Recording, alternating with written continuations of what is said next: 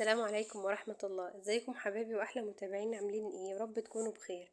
النهارده بقى ان شاء الله معانا روتين يوم جديد كده، كله طاقة كده وحيوية، وان شاء الله تاخدوا منه افكار جديدة كده وتتنشطوا. واي حد وراه حاجة ان شاء الله هيتشجع بعد الفيديو ده. اول حاجة كده عملتها في يومي ان انا فطرت، وبعد ما فطرت بقى يعني في بداية اليوم كده ما حبيتش ان انا ابدأ في الاكل على طول، عشان طبعا يكون سخن معانا، ويعني مش بحب اعمله من بدري وكده. فجيت بقى على اوضه نومي كده، كنت عايزه بقى ان انا انضفها كده وارتبها. فبدات بقى كده ان انا انفض الشباك ده. كنت عايزه اشيل الستاره كمان، بس ان شاء الله قلت خليها في الفيديوهات الجايه. كده كده انا هشيل بقى الستاير كلها، فهشيلها مع الستاير ان شاء الله. هنا بقى كان لعب اولادي، والله انا مش عارفه اللعب دي اعمل فيها ايه بصراحه. يعني هي في الغرفة بتاعتهم، من احنا بنقعد فيها دايما، فيها الشاشة وكده، فانا مش بحبها تكون موجودة فيها، فدايما بقول لهم ان هم يشيلوها منها ويحطوها في اي مكان تاني. فهي بقى هنا كده كانوا حاطينها لي في المكان ده، لميتها انا بقى كده. وانا كنت جايبه لها صندوق كده بلاستيك كانوا بيحطوها فيه، بس هو اتكسر فانا رميته، وبدات بقى ان انا اشيلها لهم بقى في اكياس كده بلاستيك، يعني بتكون جامده شويه كده. تمام، وبيقدروا يلموها بقى. وبعدين الاكياس دي مش بتاخد مكان كبير، في اي مكان زي كده بحطها فيه، اي زاويه صغيره كده بحطها فيه. لكن الصندوق بصراحه كان بياخد مكان كبير، وكان كمان بيخبطهم يعورهم وهما بيلعبوا كده. وممكن كمان ان انا يعني بحاول افضلهم مكان عندي مثلا زي كومود او كده، بس طبعا الالعاب بتكون واخده مكان كبير، فمش بتكفي الكومود يعني مثلا. وهما طبعا مش بيسيبوها فيه، يعني هما دايما بيلعبوا فبيطلعوا منه دايما. بدأت بقى ان انا انفض كده الغرفة كلها والمعها من التراب. وطبعا زي ما انتوا عارفين الغرف الغامقة دي يعني التراب بيبان فيها قوي بسرعة، يعني طبعا الفاتح والغامق، بس الغامقة كمان بالذات بتحسي ان الأوضة كده لونها مطفي. بدأت بقى كده ان انا لمع كده كل حاجة وانفض كده التراب اول حاجة، عشان ما ينفعش بعد ما اروق وكده او اغير الملاية اجي انفض هبهدل الدنيا تاني. تمام. وجيت بقى على الشماعة، خدت من عليها كده اي حاجة بقى عايزة تتغسل شلتها. وطبعا بدأت انفض الكومود اللي هناك برضو، وانفض السرير من الجزء اللي هناك. وهنا بقى قلت اغير الملاية كمان بقى بالمرة، وانا بروقها كده بقى او امسحها وكده يعني، عشان تبقى نظيفة بقى كلها. جبت بقى ملاية تانية وفرشتها، وبعدين بقى جيت هنا على الارض كده كنستها.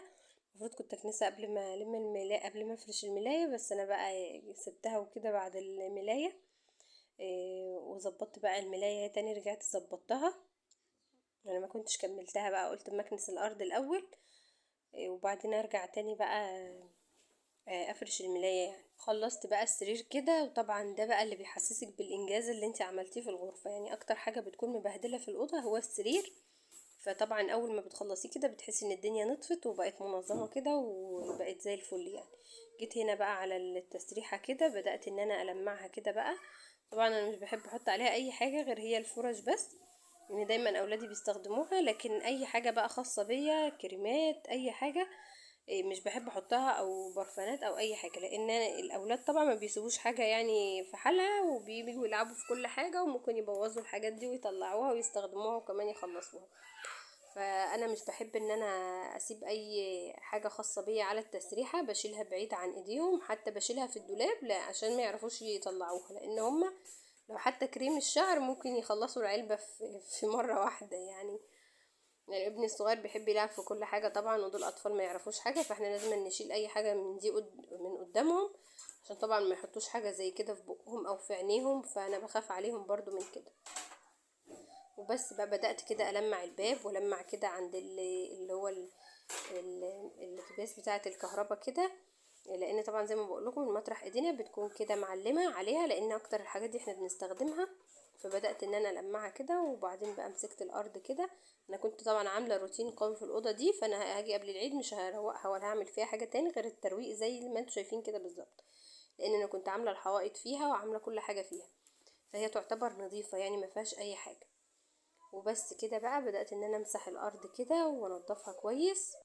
وخلاص بقى خلصت الارضيات بتاعتي كلها. جيت بقى على التسريحه فرشت عليها المفرش كده، وحطيت المفارش دي كده على الكومود.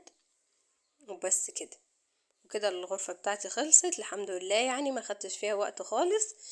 بس نضفتها كده وظبطتها وغيرت الملايات. يلا بقى، لو وصلتي معايا لحد هنا ما تنسيش تحطي لي اللايك، ولو وراكي اي حاجه بعد الفيديو ده على طول ان شاء الله تقومي تخلصيها وتتنشطي كده. خدت بقى الملايه بتاعتي وحطيتها في الغساله كده مع اي غسيل بقى كنت عايزه اغسله. طبعا على طول بقى مش بنحب نركب غسيل عشان ما يتعبناش بعد كده بقى ويبقى كتير معانا. طبعا الغسالات الاوتوماتيك كمان ما بتحبش ان انت تركمي الغسيل لان هي بتاخد كميات قليله قوي. هنا بقى كنت هعمل الفراخ دي. جبت بقى كده بصلايه كده بقى حلوه كده وقطعتها مكعبات صغيره، وحطيت عليها فلفل اسمر وبابريكا وبهارات فراخ، ومعلقه من نص معلقه صغيره من القرفه. ومعايا بقى كمان ورق لورا وحبهان وهحطهم بقى كده في الفراخ، في كل حاجه كده بحط واحده ورق لورا وواحده حبهان. ماشي. وبعد ما بحشيها كويس قوي وادعكها بقى بالحاجات دي، طبعا انا غسلها كويس قوي الاول بليمون وملح. وكمان الطحينه بتنضفها حلوه قوي من اي زفاره، يعني لو حابين تغسلوها بيها. وبقفلها كده بقى بخلة الاسنان عشان الخلطه بتاعتي دي ما تقعش منها. وجيت بقى هنا على النار في حله ميه بقى سخنه، كنت حطاها قبلها على النار يعني بشويه لحد ما سخنت كويس وغليت. حطيت بقى الفراخ بتاعتي ومعاها طماطميه كده عشان تديني لون حلو في الشوربه. على فكره الفراخ بالطريقه دي بتكون حلوه قوي، وبجد بتاخد بقى طعم البصل والفلفل الاسمر والبهارات اللي احنا حطيناها فيها دي، فبتكون حلوه قوي. هنا بقى عملت المكرونه، انا اكتفيت بكوبايتين لان انا كان عندي مكرونه تانية اللي هي بتكون محمره دي في التلاجة، فانا ما حبيتش بقى ان انا اعمل كتير عشان حرام يعني ما نعملش حاجات كتير ونهدر ونرمي على الفاضي. هنا المكرونه كانت اتسلقت بقى خلاص، هاخدها كده اصفيها. يعني هنعمل النهارده كده الغدا مع بعض حاجه كده بسيطه خالص، هي مكرونه وفراخ. طبعا احنا دخلنا بقى في الحر وانتوا عارفين الاكل بقى في الحر يعني بيكون تقيل وكده الطبيخ، فانا بدور على اي اكلات سهله وبسيطه كده ان انا اعملها وما تاخدش معايا وقت ولا مجهود وتكون خفيفه كمان، عشان يعني الحر مش بيحب الاكل الطبيخ والحاجات دي قوي. جيت هنا بقى في الحله اللي انا سلقت فيها المكرونه بعد ما صفيتها، وحطيت فيها كده شويه زيت ونص معلقه صغيره من الثوم كده، واديتهم تشويحه بس بسيطه، ما خليتهمش ياخدوا لون. نزلت عليهم بقى بعصير الطماطم بتاعي. وهنا بقى الفراخ كانت استوت كده طلعتها، وبعدين بقى ضفت الملح للصلصه وضفت لها كمان البابريكا والفلفل الاسمر، وبدات ان انا اقلبهم كده بقى مع بعض، وخلاص ظبطت لهم ملحهم. ودول شويه ميه بقى من اللي هي سلق المكرونه، ميه سلق المكرونه بتخلي الصلصه معايا حلوه قوي، بتقلها وكمان بتكترها وتخليها جوسي كده وبتديها قوام حلو قوي لما نحط فيها المكرونه، قوام تقيل كده. وطبعا المكرونه كنت سلقاها بنسبه 80% كده، مش سلقاها يعني بنسبه 100%، لان انا بحب اسيبها بقى في الصلصه كده شويه حوالي 5 دقايق على نار هاديه خالص، وبعدين نطفي عليها مش اكتر من 5 دقايق. بتخليها حلوه قوي كده، وبتبقى شاربه بقى الصلصه كويس كده، وكمان جوسي في نفس الوقت بسبب الميه اللي احنا حاطينها. جبت بقى معلقه زبده فلاحي كده، بحب احمر فيها الفراخ. حطيتها بقى فيها كده. بدات ان انا بعد ما سخنت بقى على النار حمرت فيها الفراخ وبقت باللون الجميل اللي انتوا شايفينه ده. وهنا بقى كان خلاص المكرونه خلصت زي ما انتوا شايفين لونها وجمالها.